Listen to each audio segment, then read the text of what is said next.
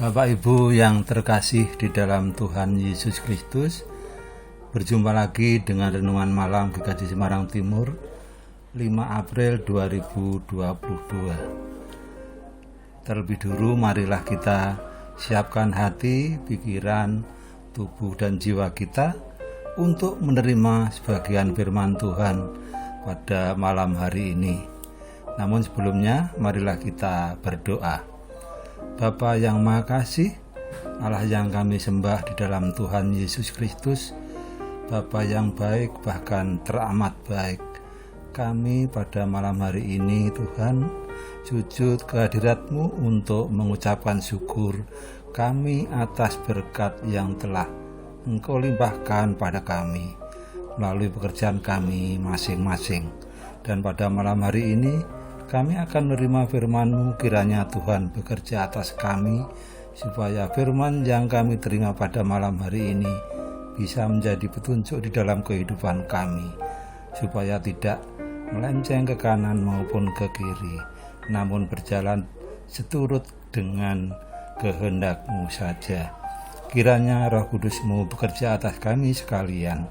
Ampuni dosa dan kesalahan kami Tuhan. Dalam Tuhan Yesus kami berdoa dan mengucap syukur. Bapak, Ibu, dan saudara sekalian, pada malam hari ini bacaan kita terambil dari Mazmur bab 20 ayat yang pertama sampai dengan yang ke-10. Doa mohon kemenangan bagi Raja untuk pemimpin biduan Mazmur Daud. Kiranya Tuhan menjawab engkau pada waktu kesesakan. Kiranya nama Allah Yakub membentengi engkau. Kiranya dikirimkannya bantuan kepadamu dari tempat kudus dan disokongnya engkau dari Sion.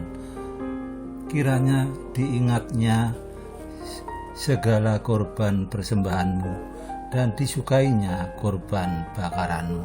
Selah. Kiranya diberikannya kepadamu apa yang kau berkehendaki dan dijadikannya berhasil apa yang kau rancangkan. Kami mau bersorak-sorai dengan kemenanganmu, tentang kemenanganmu, dan mengangkat panji-panji demi nama Allah kita. Kiranya Tuhan memenuhi segala permintaanmu.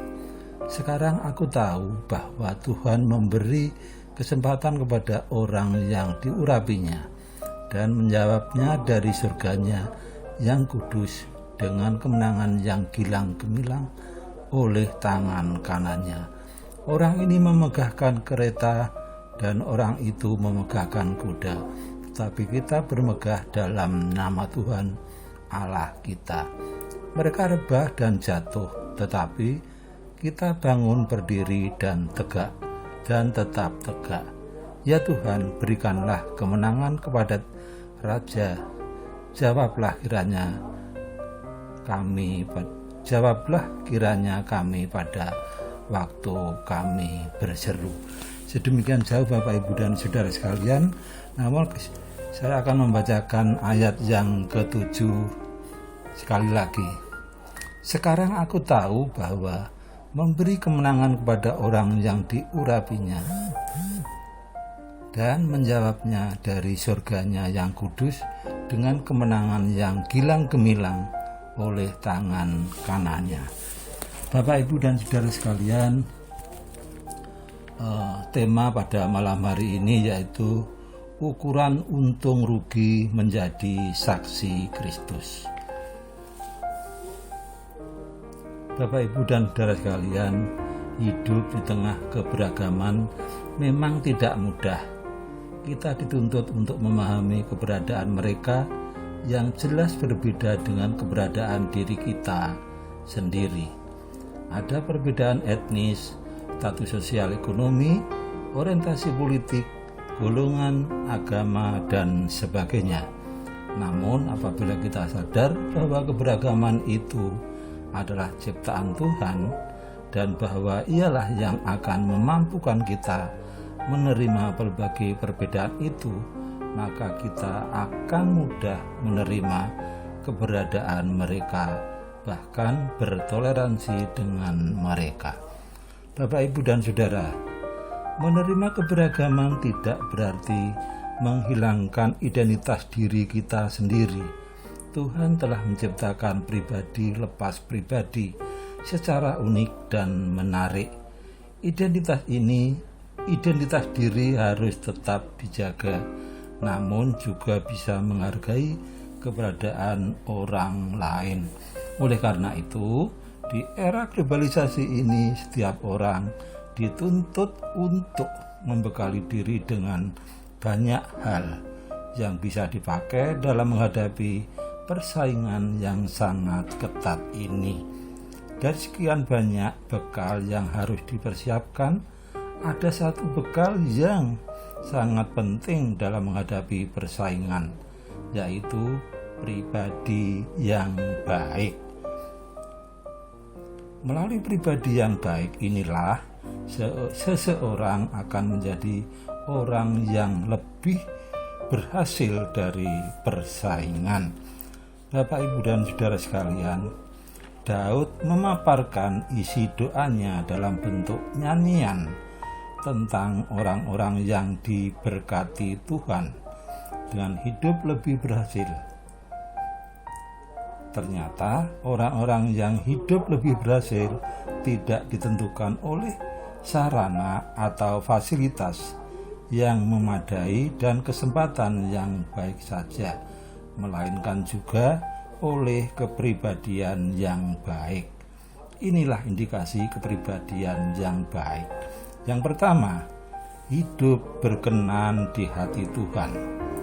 Tidak ada cara lain untuk bisa diberkenan oleh Tuhan selain percaya dan taat kepada Tuhan, beriman kepada Tuhan. Bapak, Ibu, dan Saudara sekalian, seperti yang tertulis pada Ibrani bab 11 ayat yang ke-5 sampai yang ke-6, yang demikian firman Tuhan.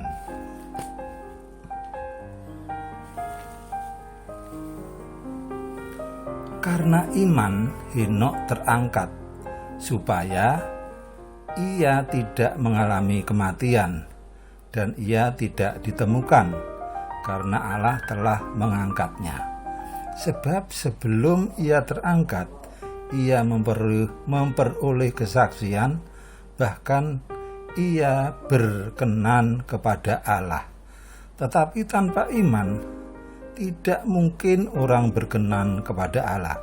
Sebab barang siapa berpaling kepada Allah, ia harus percaya bahwa Allah ada dan bahwa Allah memberi upah kepada orang yang sungguh-sungguh mencari Dia.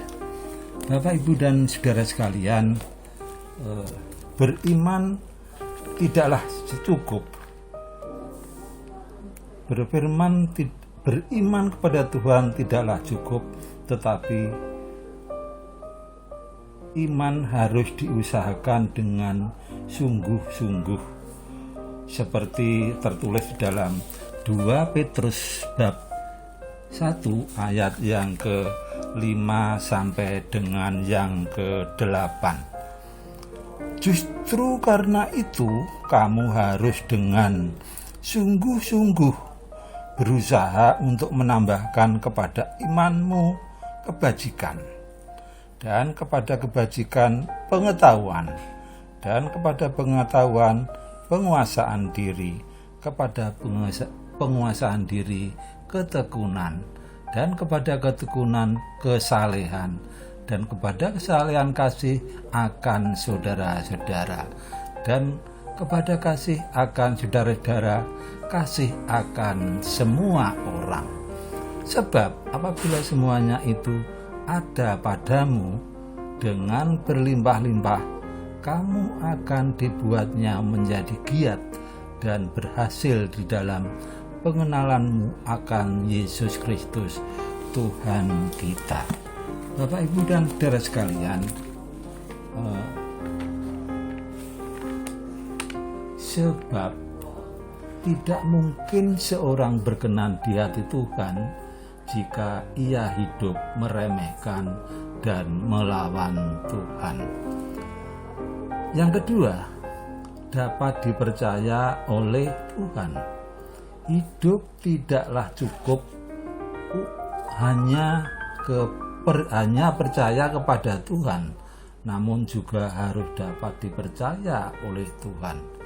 Hidup harus siap bekerja dan melayani Tuhan untuk menyatakan kemuliaan Tuhan melalui urapan Tuhan yang diterimanya.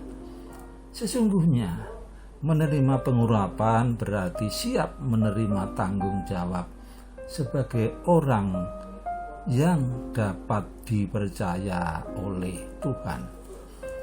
Yang ketiga, Bapak Ibu, mengandalkan Tuhan dan memegahkan Tuhan.